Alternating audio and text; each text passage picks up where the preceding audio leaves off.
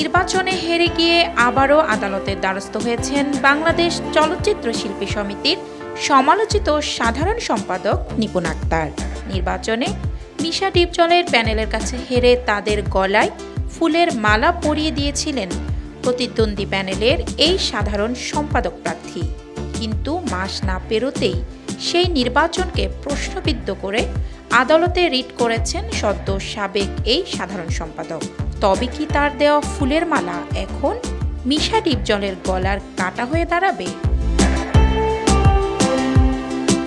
গত 19 এপ্রিল অনুষ্ঠিত হয়ে গেল বাংলাদেশ চলচ্চিত্র শিল্পী সমিতির 2024-26 মেয়াদের নির্বাচন। এবারের নির্বাচনে মাহমুদ কলি, নিপুণ আক্তার এবং মিশা সওদাগর ও ডিপজল দুটি প্যানেলে নির্বাচন হয়।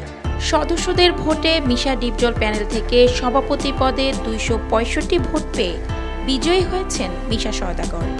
তার প্রতিদ্বন্দ্বী মাহমুদ কলি 170 ভোট পেয়ে পরাজিত হন। অন্যদিকে সদ্য সাবেক ও সমালোচিত সাধারণ সম্পাদক অভিনেত্রী নিপুণ আক্তারকে 16 ভোটে হারিয়ে বিজয়ের মালা ছিনিয়ে নেন ডিপজল।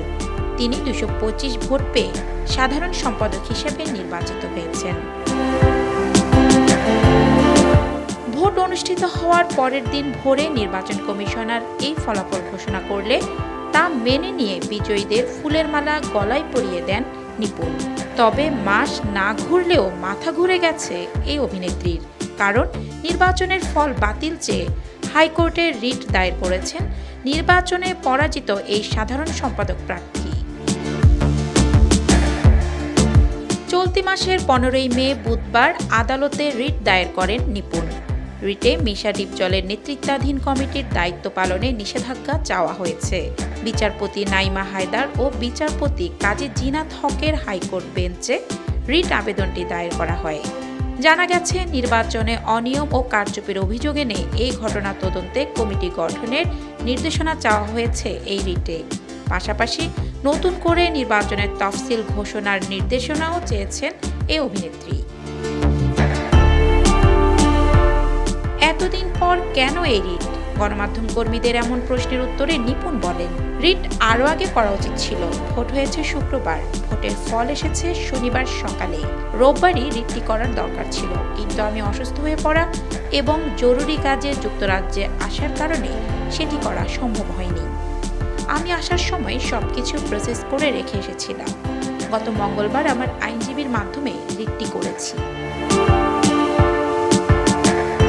আলোচিত অভিনেত্রী জানান, শুধু ভোটের দিনই নয়, ভোটের আগের দিন থেকে তিনি নির্বাচনকে ঘিরে নানা অনিয়মের ঘটনার সাক্ষী হয়েছেন। আর মিশা ডিপজল প্যানেলের সঙ্গে নির্বাচন কমিশন ও নির্বাচন আপিল বোর্ডের যোগসূত্রে এই অনিয়মের ঘটনা ঘটেছে বলে দাবি করেন নিপুণ। তাছাড়া ভোট শেষ হওয়ার পর থেকেই নির্বাচন কমিশনের চেয়ারম্যান ও আপিল বোর্ডের চেয়ারম্যানের কথাবার্তা রহস্যজনক মনে হয়েছে তার কাছে। এছাড়াও নিপুণ জানান, তার প্যানেল থেকে নির্বাহী পরিষদের সদস্য পদপ্রার্থী সাদিয়া মির্জা তাকে ফোন করে জানান, মিশা ডিপজল প্যানেল থেকে কেউ কেউ হুমকি দিচ্ছেন তাকে, কারণ আগের দিন সাদিয়া ডিপজলের বিরুদ্ধে ভোট কেনার ব্যাপারে নির্বাচন কমিশনের কাছে লিখিত অভিযোগ দিয়েছিলেন। একই সাথে নির্বাচনের রাতের অনিয়মের অনেক কিছুই প্রমাণ হিসেবে নিপুণের কাছে রয়েছে বলেও জানান তিনি। 2 বছর আগেও শিল্পী সমিতির এই নির্বাচন নিয়ে আদালতের দ্বারস্থ হয়েছিলেন নিপুণ। সেবার প্রতিদ্বন্দ্বী প্রার্থী জায়েদ খানকে নিয়ে আপত্তি জানান অভিনেত্রী। এরপর জায়েদ খানের সদস্য পদও বাতিল করেন এই শিল্পী নেত্রী। আর এবার তো পুরো শিল্পী সমিতির কমিটির বিরুদ্ধেই আদালতে গেলেন তিনি।